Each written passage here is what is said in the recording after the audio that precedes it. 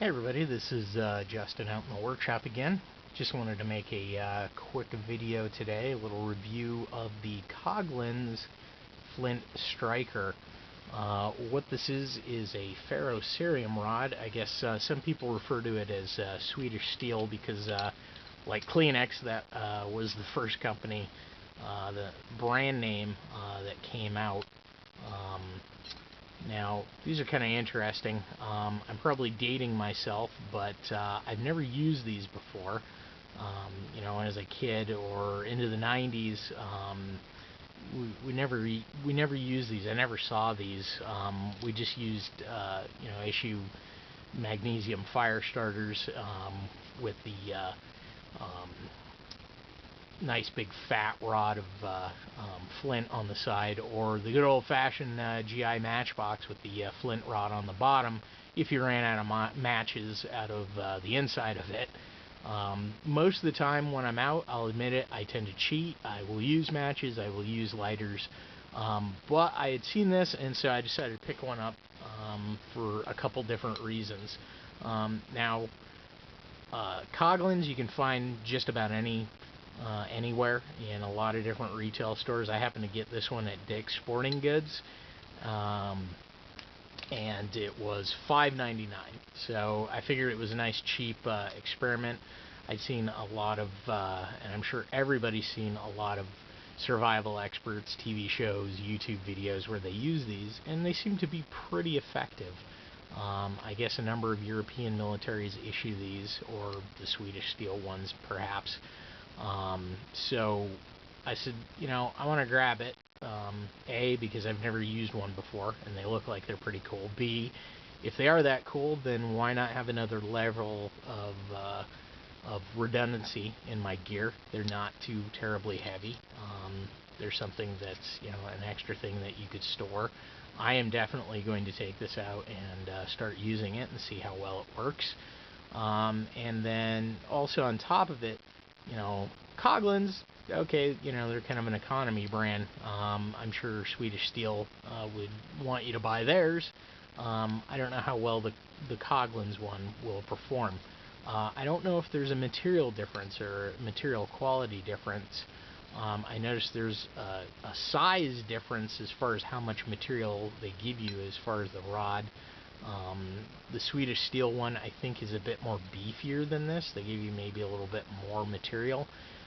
Whereas I've seen the Bear Grylls, or at least one of the Bear Grylls knives that has one of these, and it looks like it's maybe a little bit smaller, so maybe not as much material.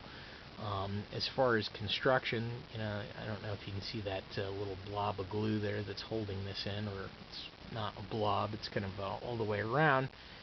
So I'll definitely see how well that holds up.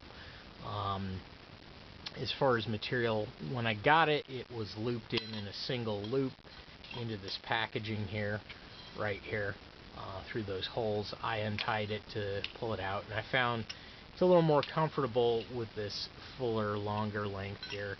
When it's tied into a loop, it just kind of seems kind of short. It's probably great for tying it to stuff or keeping it compact, but to use it, this is a little better. It's just kind of a little nylon cord they give you with it. Obviously, you could, first thing right off the bat, replace that with 550 paracord if your heart desires. One thing of note, when you do take it out, like I said, I untied it just to keep the package straight for this video, not tear it. But I'm sure some people tear that out, and one thing you might want to pay attention to is these instructions right down below, which tell you how it comes with a paint coating on it when you get it. You'll notice that the package is a little bit dingy, and if you handle it with your hand, you get this black stuff on your fingers. So there's actually a protective coating on there, which they obviously would put that on because they don't want items shifting and setting people's sporting goods stores' storerooms on fire. But, if you're getting that and your intention is maybe storing it, putting it in flight gear, or storing it in your car, or in your storage, or what have you, might be a good idea to actually keep that on there just to for the same fire safety reasons. But once you do go to use it, if you try to strike that black stuff, it doesn't do anything, so they recommend it in there. Go ahead and scrape it with a knife, or I just use the striker here, and once you get down to this nice silvery material here, you can see it works real well. You know, nice good sparks off of it. And I'm sure it'll work real good with my knife. So, you know, thinking of the Bear Grylls configuration, I thought, well, you know, you can always take it off of this cord and maybe put it with my Leatherman here, store it in a pouch, or maybe find a different pouch where it fits with that. So that's certainly one option that you can do with that. And knives seem to work very effective on this.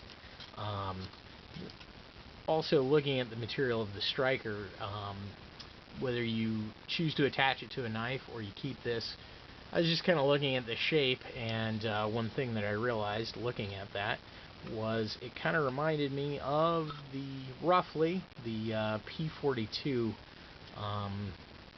issue can opener, which is of course the big brother to the P38, a little bit bigger.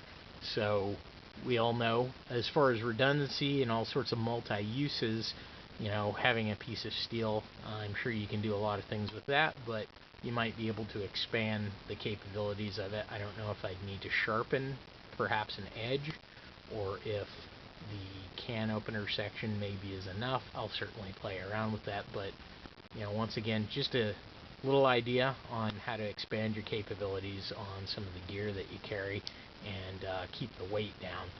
So those are just some ideas on how to utilize this. Like I said, for $5.99, that's a pretty cheap experiment, so I definitely will be using that and maybe doing some more videos on how that works out, and we can see exactly how long this thing lasts. So get out there and get camping, and we'll see you again real soon.